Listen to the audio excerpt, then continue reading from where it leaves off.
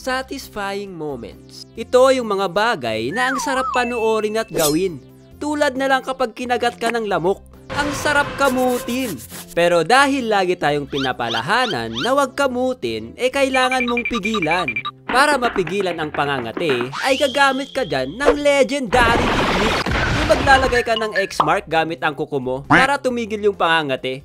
Hindi ko alam kung bakit effective to. Ginagawa nyo din ba?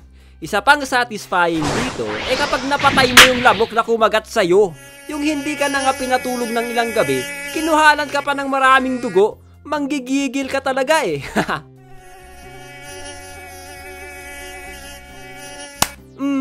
Nahuli rin kita. Ang dami mong sinipsip na dugo sa akin O ano, masaya ka, nahuli mo ako. Ginagawa ko lang naman yung alam kong tama para mabuhay ako. Tapos, gagantuhin mo lang ako. Tingin mo mapupunta ka sa langit niyan. Pisti ka? Ilang araw akong hindi nakatulog. Magkakadengge pa ako dahil sa'yo Dati, mahilig kami umextra ng mga barkada ko sa mga construction. At isa sa mga satisfying moments na gustong-gusto ko na ginagawa doon yung paghalo ng semento.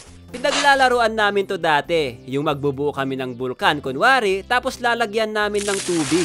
Kapag mag-overflow yung tubig, magpapanik kami kasi tatakas yung tubig. After ng ilang minuto, ay ayun na, tulong-tulong kami sa paghalo ng semento. Hindi ko alam kung nasubukan nyo to, pero ang sarap maghalo ng semento. Pero pagdating sa manong-manong buhos, nako, sobrang kapagod nun, walang pahinga. Pero satisfying naman panoorin kapag natapos nyo na yung buhos. Isa pang satisfying na trabaho dito ay yung pagpalitada. Ginagawa to sa mga pader para mas maging matibay pa at maging makinis yung pader. Mas kaaya-aya din siya tignan. Nakasama namin yung papa ni Max sa construction at doon namin nakita kung gaano siya kagaling. Ang bilis niya magpalitada, parang sisiw lang sa kanya yung pagbato ng semento sa pader. Talagang dumidikit. Samantalang kami nung sinubukan namin, ayaw dumikit ng semento. Ang daming nahuhulog. Nung medyo natuto na kami, ang saya magpalitada guys. Pero hindi ako naging expert Iba pa rin yung mga veterano. Sobrang kinis magpalitada. Lalo na yung mga perfect na kanto, walang crack, solid yung gawa. Ang panghuling satisfying na gustong-gusto kong ginagawa sa construction ay yung pagpintura. Satisfying siya sa akin kasi nagiging makulay or mas nagiging maaliwalas yung bahay kapag natapos nyo ng pinturahan. Aba, ang ganda naman ng pagkakapintura. Maayos ang trabaho nyo Syempre naman ma'am, kami pa. Malinis ang pagkakagawa nyo Pero bakit maling kulay ang nilagay nyo? Nani? Nakakangawit magpintura. Pero man, agsaya magpintura ng mga pader o kaya bubong. Basta hindi mainit. Kapag bumibili ako ng halo-halo dati, ang satisfying na pinapanood ko sa proseso nila ng paggawa yung ice crusher nila. Ang sarap panoorin yung pag-crush ng ice, parang gusto mo ding subukan. Pagkabigay sa'yo ng halo-halo, ang satisfying din i-crush yung ice gamit yung kutsara. Mapapairgasm ka pa sa tunog. Tuwing pumupunta ako sa palengke, meron yung pwesto doon na nagkukuskus ng buko. Minsan, napapatigil ako saglit dito sa pwesto na to dahil ang sarap panoorin kung paano sila magkuskus gamit yung coconut scraper. Tapos yung mga nakuskus nilang buko, pinipigan nila para ma-extract yung tinatawag nilang gata. At ang gata ay ginagamit sa iba't ibang pagkain tulad ng bilo-bilo. And speaking of bilo-bilo, nasubukan ko na to gawin. At ang satisfying part sa paggawa nito, yung pag-bake at paghulma ng bilog-bilog niya. Rice ball ata tawag doon. Masarap din to na merienda guys. Try nyo kasi kasama ang mga libag-libag sa kamay sa paggawa nito. De joke lang. Pag pumupunta ako sa park dati, ang isang gusto kong binibili ay yung cotton candy.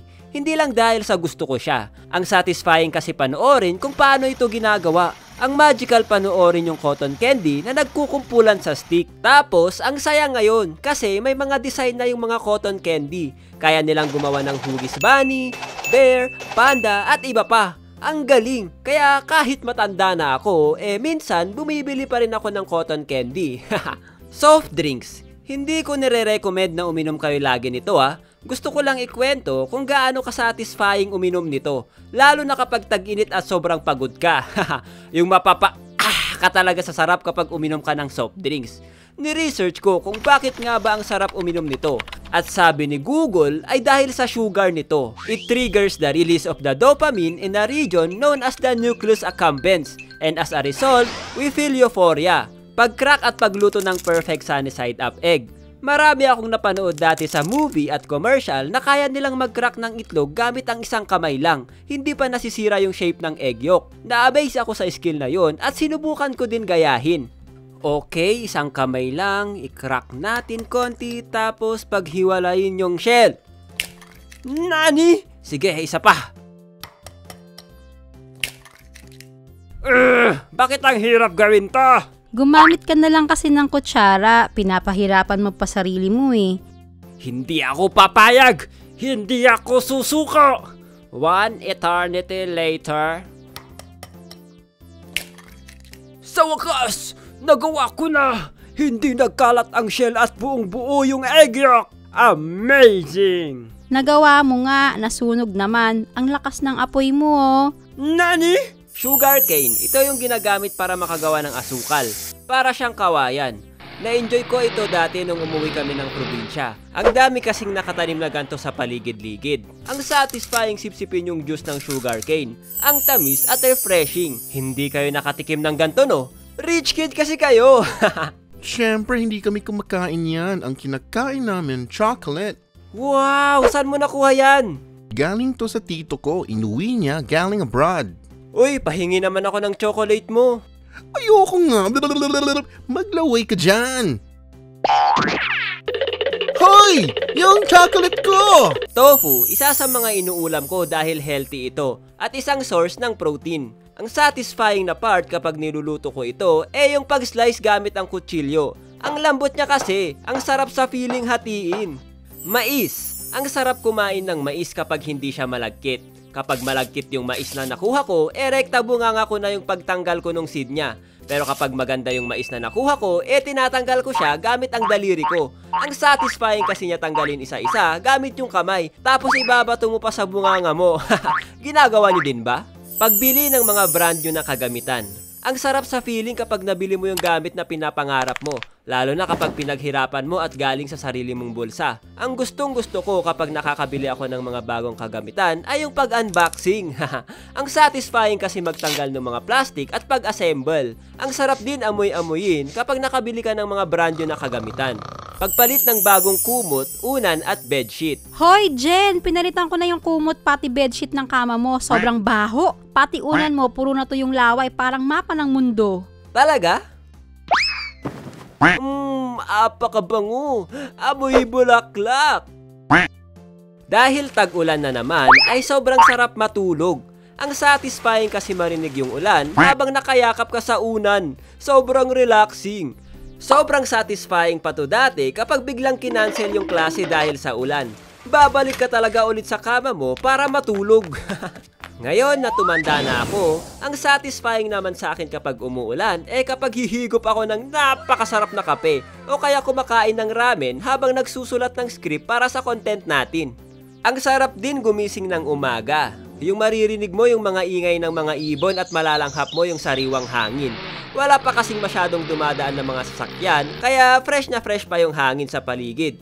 Pero alam ko sa probinsya, sigurado ang sarap gumising doon ng umaga. Hindi lang fresh air ang maaamoy mo, pati yung mga amoy ng damo at mga ibang pananim doon. Samahan mo pa ng kakalutong pagkain para sa breakfast. Ang isa pang satisfying na ginagawa ko dati pag umaga mag-jogging.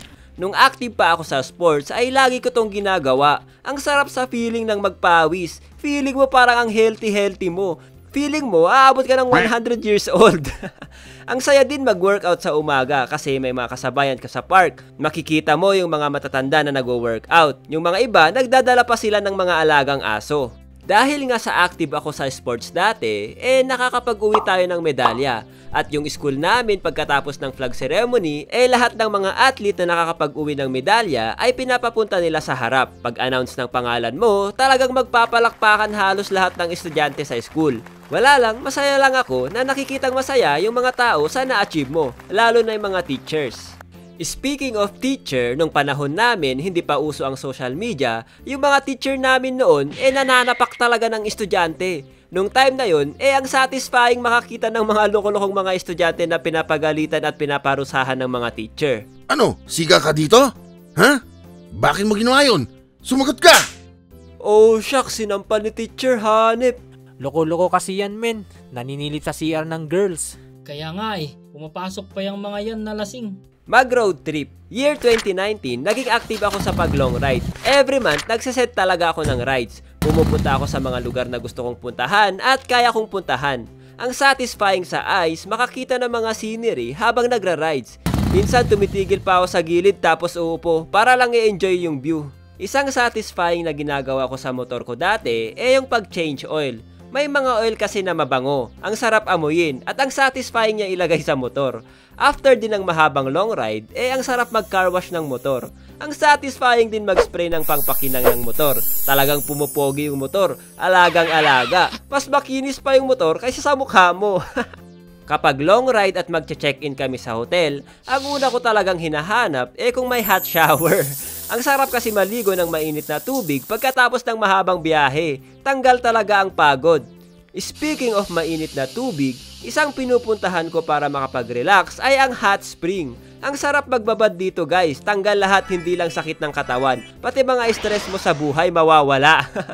At alam nyo ba, nakakaganda daw sa skin ang pagbabad sa hot spring. Try ko i-vlog next time kung saan kayo pwede mag-hot spring malapit sa Baguio. Magpa-massage. Nako, ito ang pinakapaborito kong ginagawa kapag gusto kong mag-relax. Ang satisfying kapag pinipress ng taga-massage yung part kung saan may muscle pain. Sa sobrang relaxing magpa-massage, minsan nakakatulog ako. Natalo mo yung trash talker na kalaban nyo. Sa laro, hindi ako trash talker na tao. Pero kapag may nakikita akong mga kalaban na trash talker tapos natalo namin, doon ako bumabawi. Oh, mga intro boys pala kayo Matulog na lang kayo. Ang lakas mag-emote, bonak maglaro. Deserve, trash talk pa. Parang bata lang. Normal lang naman ang trash talkan sa laro. Katuwaan lang lalo na sa mundo ng gaming. Pero ang satisfying lang kasi matalo yung mga trash talkers. Isa pang the best na satisfying moments natin kapag nagbunga yung mga bagay na pinaghirapan mo. Nag-enroll ako sa isang animation workshop guys. Doon ako nag-umpisa matuto mag-animation. Hindi naging madali para sa akin yung training kasi hindi naman talaga ako talented. Dahil nga sa hindi ako talented, kailangan kong daanin sa hard work. At sobrang satisfying sa akin nung natapos ko yung training at nakuha ko yung mga certificate. Nung natapos ko yung training, sinubukan ko maghanap ng trabaho. Sobrang hirap makahanap ng project sa animation kapag nag-uumpisa ka pa lang. Kaya nung unang sahod ko sa animation, sobrang saya ko kasi mapapakinabangan ko pala yung bagay na kinahiligan ko. Bata pa lang kasi ako, mahilig na akong mag-drawing. Lagi kong dinodrawing si Goku at ang satisfying kapag kuhang-kuha mo yung reference. RIP nga pala ulit sa creator ng DBZ, si Akira Toriyama. Salamat sa inspiration, sensei. Nung nag-transition na ako sa pagiging content creator, ang isang satisfaction na gustong-gusto ko sa karir na to kapag nakakapag-upload na ako para sa inyo.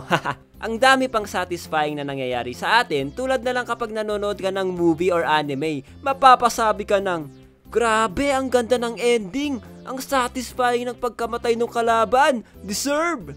Kapag pinagluto ka ng nanay mo ng paborito mong pagkain. Kapag inahaplos mo yung alaga nyo tulad ng pusa. Ako nanggigigil talaga ako sa pusa. Ang sarap nilang yakapin. Ang satisfying din makita yung mga taong lumalaban ng patas tulad na lang yung mga shoe shiner na nadadaanan ko sa mga sidewalk. Ang satisfying panoorin kung paano nila linisan at pakintabin yung mga sapatos. Kayo, anong mga satisfying moments nyo sa buhay?